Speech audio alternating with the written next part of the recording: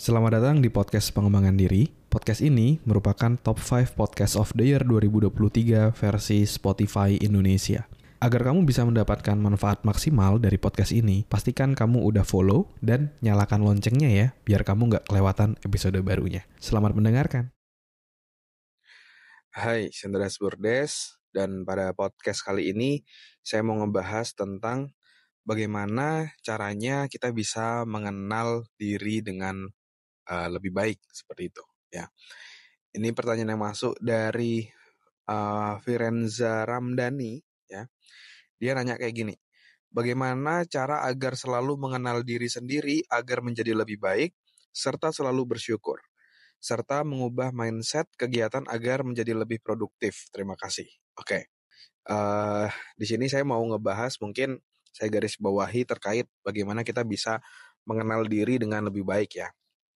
Kalau untuk mengenal diri dengan lebih baik, buat saya satu hal yang paling penting itu adalah kita itu harus sering ngobrol gitu sama diri kita sendiri. Sehingga kita bisa tahu kayak apa yang kita rasakan, apa yang kita mau. Terus kita juga bisa merefleksikan kayak apa yang udah kita lakuin ini works nggak sih? Atau kita harus ubah strategi? Atau mungkin sekedar kita mencoba merefleksikan apa benar ini yang paling benar-benar aku pengen. Itu kita perlu sering ngobrol sama diri kita sendiri. Caranya gimana? Caranya bisa dilakukan dengan cara kamu refleksi gitu, refleksi ke dalam dirimu. Nah, salah satu cara yang terbukti works yang saya sendiri lakukan ya, yaitu adalah dengan menuliskan satu yang namanya jurnal atau biasa disebut journaling. Journaling adalah kita menuliskan jurnal kayak setiap harinya itu kita tuliskan perasaan kita, apa yang kita syukuri, refleksi kita seperti apa, dan itu sangat-sangat membantu saya untuk mengenal diri saya lebih lanjut ya.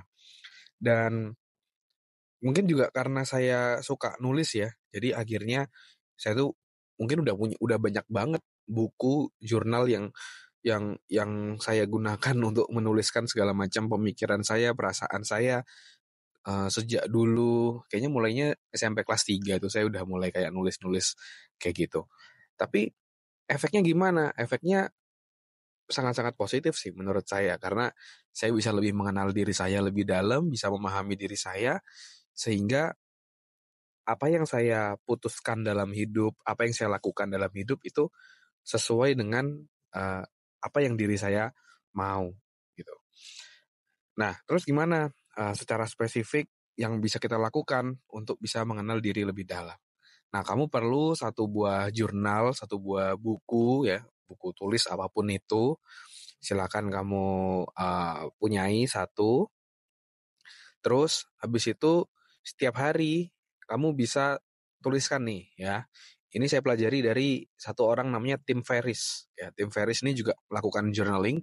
Tim Ferriss ini adalah salah satu top podcaster juga ya. Dia penulis buku 4 Hour Work Week ya. Gimana caranya agar kita bisa hanya bekerja 4 jam dalam seminggu ya. 4 Hour Work Week.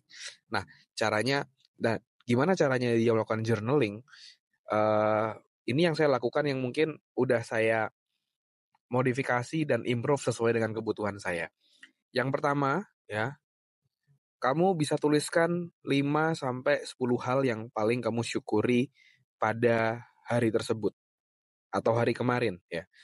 Jadi kalau kamu nulis jurnalnya itu malam hari, kamu bisa tuliskan apa yang paling kamu syukuri dari hari itu. Kalau kamu nulis jurnalnya misalnya pagi-pagi, kamu bisa tulis apa yang kamu syukuri dari hari kemarin, ya. Nah, menulis rasa syukur, menulis apa yang kamu syukuri, itu akan membuat kamu jadi jauh lebih happy. Akan membuat kamu jadi jauh lebih bahagia. Ya, kenapa? Karena ketika kita menulis apa yang kita syukuri, kita berfokus pada hal-hal positif dalam hidup kita. Apa yang kita syukuri, kenapa kok kita bisa mendapatkan ini, kenapa kita bisa beruntung. Kita jadi fokus pada hal yang positif. itu kita akan jadi lebih happy. Karena biasanya orang yang nggak happy itu justru adalah mereka yang berfokus pada hal-hal yang negatif. Kayak, aku kurangnya apa, aku kenapa nggak bisa gini, itu kan banyak fokus ke hal yang negatif gitu kan. Sedangkan padahal kalau kita bersyukur, kita positif gitu ya sifatnya, kita akan menarik banyak hal positif lainnya. Ya, jadi 5 hal atau 10 hal yang paling kamu syukuri, terus yang selanjutnya kamu bisa tuliskan, bagaimana perasaanmu saat ini. Apakah kamu saat ini sedang galau, apakah kamu saat ini sedang bahagia, gitu. Kamu bisa jelaskan perasaanmu seperti apa, dan penyebabnya apa yang bikin kamu happy? Oh, aku happy karena ini, aku happy karena itu. Aku sedih karena ini, aku sedih karena itu. Aku galau karena ini, aku galau karena itu. Kamu tuliskan dulu semuanya, ya, sehingga itu akan menjadi sebuah terapi juga sebenarnya, ya. Karena ketika kita menuliskan, itu kita mengeluarkan unek-unek kita. Kalau berdasarkan pengalaman saya sih, saya rasanya jadi lebih tenang, lebih kalem, lebih lega terutama. Karena kayak marah-marahnya, emosinya, unek-unek, kegalauannya, semua udah dikeluarkan, udah tersampaikan gitu, ya. Jadi kamu tuliskan apa yang kamu rasakan di sana. Terus habis itu setelah kamu tuliskan perasaanmu, kamu bisa tuliskan kayak rencanamu selanjutnya apa. Kayak, oke, aku lagi galau karena jurusan, aku bingung mau pilih psikologi ataupun bisnis misalnya. Terus apa ya yang akan aku lakukan selanjutnya ya? Oh, aku coba mau tanya deh sama kakak tingkatku tentang perkuliahan psikologi itu gimana. Atau aku mau coba deh tanya sama orang yang udah bekerja di bidang psikologi, gimana sih pekerjaan yang dilakukan, sehingga aku jadi lebih jelas sama apa yang aku mau, apa yang akan aku pilih, dan ini bisa mengurangi kegalauanku. Misalnya seperti itu. Jadi dari segala macam perasaanmu tadi, kamu juga bikin action plan selanjutnya untuk mengatasi misalnya rasa galau tadi, atau mungkin bisa kamu modifikasi juga hal-hal yang mau kamu lakukan untuk semakin mendekatkan dirimu kepada goalmu. Itu bisa kamu lakukan, ya. Dan kalau dari pengalaman saya, menulis jurnal ini efeknya tadi ya, bikin kamu lebih lega, lebih happy, lebih bisa mengenal diri sendiri, dan juga ya kamu jadi bisa berpikir lebih jernih, ya. Berpikir lebih jernih, bayangin aja kalau misalnya ada ikan gitu ya, dalam sebuah ember, tapi ember itu airnya keruh gitu. Kan kita kayak nggak bisa ngambil ikannya gitu kan. Tapi kalau misalnya airnya bayangin tenang, jernih, kita bisa ngelihat ikannya ada di mana. Dan kita bisa nangkap ikan itu dengan lebih cepat gitu, dan tidak menebak-nebak kalau airnya keruh.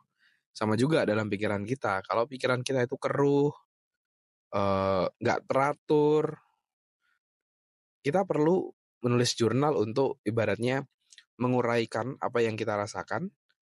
Lalu dari situ kita bisa berpikir lebih jernih mana yang harus kita ambil, dan keputusan kamu akan jauh lebih tepat, ya.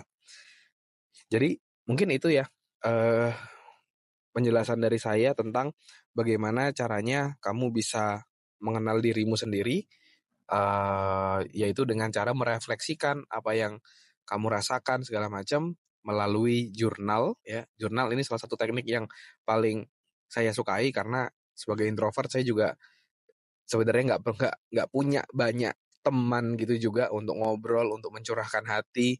Dan dengan journaling ini kita bisa lakukan kapanpun, dimanapun, mau sebelum tidur, mau bangun tidur, nggak ada orang, sendirian. Tapi ini sangat-sangat efektif eh untuk bikin kamu semakin dekat, semakin mengerti, semakin mengenal tentang dirimu sendiri. Oke, mungkin itu dulu. Thank you udah ngedengerin semuanya. Semoga bermanfaat, dan kalau kamu ngerasa podcast ini bermanfaat, tolong bisa share juga ke teman-teman terdekatmu agar semakin banyak orang yang bisa dapat manfaat, ya. Thank you semuanya. Never stop learning because life never stop teaching.